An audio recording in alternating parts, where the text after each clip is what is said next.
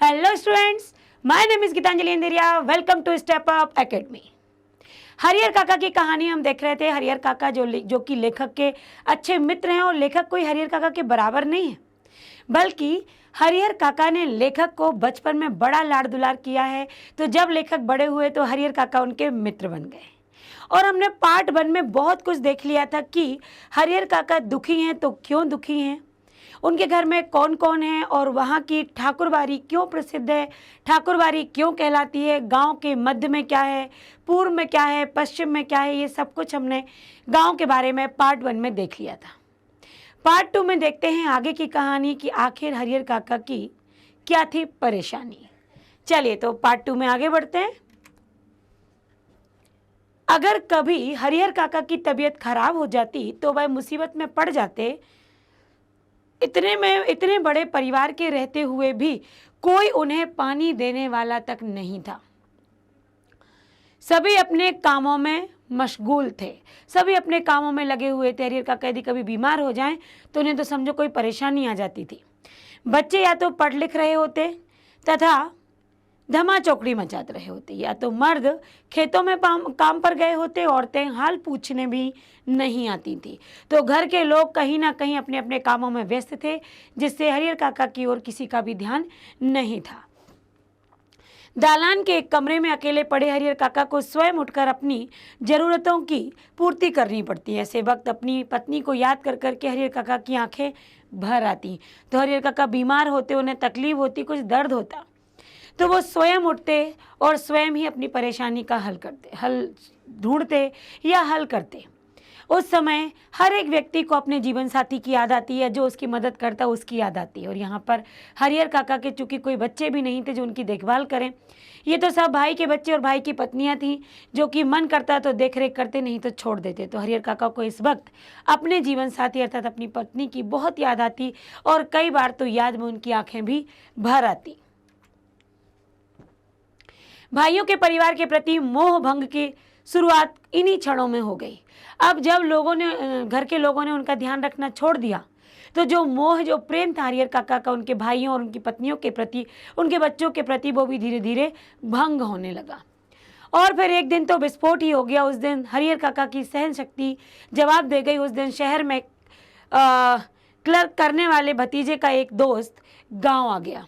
उसी के आगमन के उपलक्ष्य में 2-3 तरह की सब्जी, चटनी, रायता आदि बने थे। बीमारी से उठे हरिहर काका का मन स्वादिष्ट भोजन खाने के लिए बेचैन हो उठा। मन ही मन उन्होंने अपने भतीजे के दोस्त की सराहना की, जिसके बहाने उन्हें अच्छी चीज़ें खाने को मिलने वाली थी। लेकिन बातें बिल्कुल विपरीत हो गई। सबों ने खाना खा लिया, अर्थात सभी ने खाना खा लिया। उनको पूछने तक कोई नहीं आया। उनके तीनों भाई खाना खाकर खलिहान चले गए, अर्थात खेत चले गए। दवनी हो रही थी, खेत में काम चल रहा था। आपके जो फसल हो गई थी उसमें से अनाज निकालने का। वे इस बात के प्रति निश्चिंत थे कि हरिहर काका तो पहले ही खा चुके होंगे। चूँकि बुजुर्ग हैं, तबीयत ठीक नहीं रहती, तो उनको खिला दिया गया होगा। लेकिन उनके भाई इस बात से बेखबर थे कि हरिहर काका को अभी तक भोजन प्राप्त नहीं हुआ। तो उनका भतीजा अर्थात भाई का बेटा, जो कि क्लर्क पढ़ रहा था, क्लर्क के लिए तैयारी कर रहा था, उसके दोस्त आए थे, अच्छा खाना बनाया गया, पर हरिहर काका को वो खाना नसीब नहीं हुआ। अंत में हरिहर काका ने स्वयं दालान के कमरे से निकलकर हवेली में प्रवेश किया। उनके छोटे भाई की पत्नी ने रूखा सूखा खाना खिलाकर खाना लाकर उनके सामने परोस दिया। भात, मट्ठा और अचार। बस हरिहर काका के बदन में तो जैसे आग लग गई। अब सोचिए, घर में यदि कुछ बहुत अच्छा बनाए और किसी एक को ना दिया जाए तो क्या गुस्सा नहीं आएगा? क्या घर में मेरा कोई स्थान नहीं, जबकि मैं घर में सबसे बड़ा हूँ? तो उन्हें गुस्सा आ गया जब उनके सामने रूखी सूखी मट्ठा, अचार और रोटी भात परोसा गया। बस हरिहर काका के बदन में आग जैसे लग गई। उन्होंने थाली उठाकर बीच आंगन में फेंक दी। झन्न की तेज आवाज के साथ आंगन में थाली गिरी और भात अर्थात चावल बिखर गया। चूंकि उन्हें गुस्सा आया तो उन्होंने ये कदम उठाया। विभिन्न घरों में बैठी लड़कियां, बहुएं सब एक ही साथ बाहर निकल कर आ गई। चूँकि गांव मोहल्ले में रहने वाले लोग थे, तो आवाज़ एक मोहल्ले में एक दूसरे के घरों की आ जाती है, जबकि तेज़ आवाज़ होती है अगर। तो हरिहर काका के द्वारा फेंकी गई थाली की आवाज़ इतनी तीव्रता से आई कि जो आसपास के घरों में औरतें थीं वो निकल कर बाहर आ गई। हरिहर काका गरजते हुए हवेली से दालान की ओर चल पड़े। समझ नहीं हो कि मुफ्त में खिलाती हो। अब वो गुस्से में बोल रहे हैं अपने भाइयों की पत्नियों से कि क्या समझ रही हो तुम, मुफ्त में खिलाती हो मुझे खाना। तो अपने मन से यह बात निकाल देना, मेरे हिस्से के खेत की पैदावार इसी घर में आती है। जो मेरे हिस्से का खेत है, जिस खेत से अनाज निकलता है, वो मैं कहीं और देने नहीं जाता, वो तुम्हारे ही घर में आता है और तुम लोग ही खाते हो, और मुझे इस तरह का भोजन दिया जा रहा है। उसमें तो 2-4 नौकर रख लूं मैं, इतना अनाज मेरा यहाँ पर आता है, आराम से खाऊं तब भी कमी नहीं होगी। मैं अनाथ और बेसहारा नहीं हूं। मेरे धन पर तो तुम सब मौज कर रही हो, लेकिन अब मैं तुम सबों को बताऊंगा, अर्थात अब मैं तुम सभी को बताऊंगा। हरिहर काका जिस वक्त ऐसा बोल रहे थे, उस वक्त ठाकुरबाड़ी के पुजारी जी उनके दालान पर ही विराजमान थे। बाहर से खुमात के लिए घी और शकील लेने आए थे।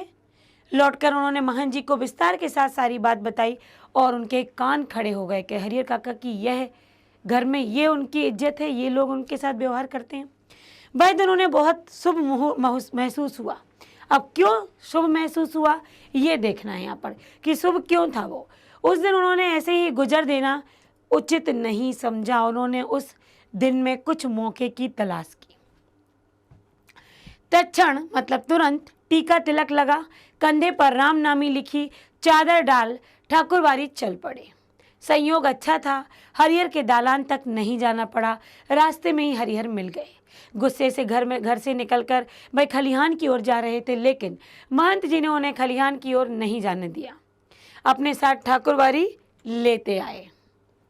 फिर एकांत कमरे में उन्हें बिठाकर खूब प्रेम से समझाने लगे, हरिहर यहाँ कोई किसी का नहीं है, सब माया का बंधन है। तू तो धार्मिक प्रवृत्ति का आदमी है ना, मैं समझ नहीं पा रहा हूँ कि तुम इस बंधन में कैसे फंस गए। अब देखिए यहाँ महंत की कुछ और ही चाल थी। ईश्वर में भक्ति लगाओ, उसके सिवा तुम्हारा कोई अपना नहीं है। पत्नी, बेटे, भाई, बंधु सब स्वार्थ के साथी हैं। जिस दिन उन्हें लगेगा कि तुमसे उनका स्वार्थ पूरा हो गया, उस दिन वे तुम्हें पूछेंगे तक नहीं। अब यहाँ महंत ने भड़काना और शुरू कर दिया। आग में घी डालने का काम महंत करने लगे। इसीलिए ज्ञानी संत महात्मा ईश्वर के सिवाय किसी और में प्रेम नहीं लगाते। तुम्हारे हिस्से में 15 बीघे खेत हैं, उसी के चलते तुम्हारे भाई परिवार तुम्हें पकड़े हुए हैं। तुम एक दिन कहकर तो देख लो कि तुम अपना खेत उन्हें न देकर किसी और को लिख रहे हो। वह तुमसे बोलना बंद कर देंगे, खून का रिश्ता खत्म हो जाएगा। तुम्हारे भले के लिए मैं बहुत दिनों से सोच रहा था, लेकिन संकोच में कह नहीं पा रहा था। आज कह देता हूँ, तुम अपने हिस्से का खेत ठाकुर जी के नाम पर लिख दो। मन में जो बात छुपी थी, जो मौका वो ढूंढने वाले थे, वो मौका सामने आ गया और मन की बात निकल गई कि तुम अपने खेत ठाकुरबाड़ी के नाम लिखवा दो।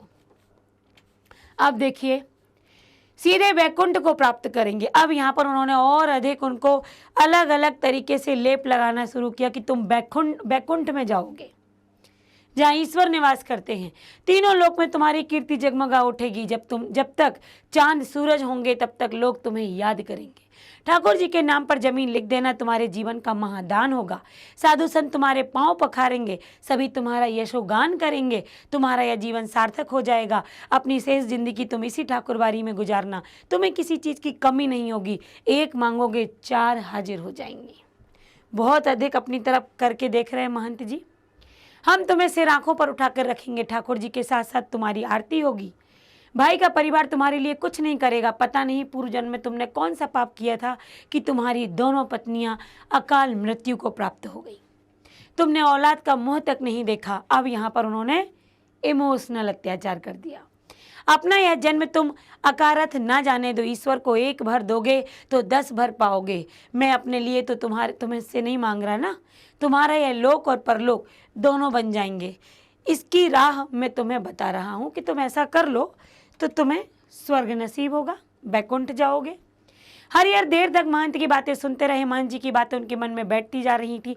ठीक ही तो कह रहे हैं महंत जी, कौन किसका है। 15 बीघे खेत की फसल भाइयों को, परिवार को देते हैं, तब तो कोई पूछने वाला है नहीं। अगर कुछ ना दें तब क्या हालत होगी। उनके जीवन में तो यह स्थिति है, मरने के बाद कौन उन्हें याद करेगा, सीधे सीधे उनके खेत हड़प जाएंगे। तो वो अपने भाइयों के बारे में सोच रहे कि महंत ठीक कह रहे हैं, भगवान को लिख देते हैं, भाई तो मेरे हैं नहीं, जीते जी तो पूछते नहीं और मरने के बाद तो मेरे खेत वो हड़प लेंगे। ठाकुर जी के नाम लिख देंगे तो पुस्तों तक लोग उन्हें याद करेंगे। अब तक के जीवन में ईश्वर के लिए उन्होंने कुछ नहीं किया, अंतिम समय तो एक बड़ा पुण्य कमा ले। लेकिन यह सोचते हुए हरिहर काका का मुंह खुल नहीं रहा था। भाई का परिवार तो अपना ही होता। अब एक तरफ हरिहर काका को उनकी कमियां नजर आ रही थी, तो दूसरी तरफ खून का रिश्ता उन्हें खींच रहा था कि आखिर भाई का परिवार भी तो परिवार ही होता है। उनको ना देकर ठाकुरबाड़ी में देना उनके साथ धोखा और अविश्वास करना होगा। अब यह हरिहर काका के मन में ये बातें चल रही थी। अपनी बात समाप्त कर महंत जी प्रतिक्रिया जानने के लिए हरिहर की ओर देखने लगे कि अब देखते हैं हरिहर क्या सोचता है, क्या कहता है। उन्होंने मुंह से तो कुछ नहीं कहा, लेकिन उनके चेहरे के परिवर्तित भाव महंत जी की अनुभवी आंखों ने पहचान लिए। अपनी सफलता पर महंत जी बहुत खुश हो रहे थे। उन्होंने सही जगह वार किया। इसके बाद उसी वक्त ठाकुरबाड़ी के 2 सेवकों को बुलाकर आदेश दिया कि एक साफ सुथरे कमरे में पलंग पर बिस्तरा लगाकर, बिस्तरा मतलब बिस्तर, उनके आराम का इंतजाम करें। किसके? हरिहर काका के। फिर तो महंत जी के कहने में जितना समय लगा था उससे कम समय में तो पूरा रूम रेडी। सेवकों ने हरिहर काका के मना करने के बावजूद उन्हें सुंदर कमरे में पलंग पर लेटाया। महंत जी ने, पुजारी ने उन्हें बहुत यह समझा दिया कि हरिहर के लिए विशेष रूप से भोजन की व्यवस्था करें। हरिहर काका को महंत जी एक विशेष उद्देश्य से लेकर आए हैं, इसलिए ठाकुरबाड़ी में चहल पहल शुरू हो गई। सब समझ गए कि कोई तो महंत जी ने कुछ तो सोचा है। इधर शाम को हरिहर काका के भाई जब खलिहान से लौटे तब उन्हें इस दुर्घटना का पता चला। पहले तो अपनी पत्नियों पर खूब बरसे, फिर एक जगह बैठकर चिंता मग्न हो गए कि आखिर काका को कैसे लाया जाए। हालांकि गांव के किसी व्यक्ति ने उनसे कुछ नहीं कहा था। महंत जी ने हरिहर काका को क्या क्या समझाया इसकी भी जानकारी उन्हें नहीं थी, लेकिन इसके बावजूद उनका मन शंकाकुल और बेचैन हो गया। वो समझ गए कि आखिर कुछ ना कुछ तो बात रही होगी कि अभी तक सन्नाटा छाया हुआ है। दरअसल बहुत सारी बातें ऐसी होती हैं जिनकी जानकारी बिना बताए ही लोगों के मुंह से लग जाती है। शाम गहराते गहराते हरिहर काका के तीनों भाई ठाकुरबाड़ी पहुंचे। उन्होंने हरिहर काका को वापस चलने के लिए कहा। इससे पहले कि हरिहर काका कुछ कहते, महंत जी बोल पड़े। आज हरिहर को यहीं रहने दो। बीमारी से उठा है, उसका मन अशांत है, ईश्वर के दरबार में रहेगा तो शांति प्राप्त होगी, तो आज इसे आप नहीं ले जाइए। लेकिन उनके भाई उन्हें घर ले जाने के लिए जिद करने लगे। इस पर ठाकुरबाड़ी के साधु संतों ने समझाने लगे। यहाँ उपस्थित गांव के लोगों ने भी कहा कि रात ठाकुरबाड़ी में रह जाएंगे तो क्या हो जाएगा। अंततः भाइयों को निराश होकर वापस खाली हाथ ही घर लौटना पड़ा। रात में हरिहर काका को भोग लगाने के लिए जो मिष्ठान और व्यंजन मिले वैसे उन्होंने कभी नहीं खाए थे। घी टपकते हुए मालपुए, रस बुनिया, लड्डू, छेने की तरकारी, दही, खीर, ये सब कुछ उनको भोजन में प्राप्त हुआ। पुजारी जी ने स्वयं अपने हाथों से खाना परोसा था। पास में बैठे महंत जी धर्म चर्चा से मन को शांत कर रहे थे। एक ही रात में ठाकुरबाड़ी में जो सुख, शांति और संतोष प्राप्त किया वह अपने जीवन में अब तक उन्हें नहीं मिल पाया था। ना ऐसा भोजन, ना ऐसी शांति। अब यहाँ पर देखिए, इतना पड़ा कि अभी वहाँ उनको शांति प्राप्त हो गई, तसल्ली प्राप्त हुई, संतुष्टि मिली।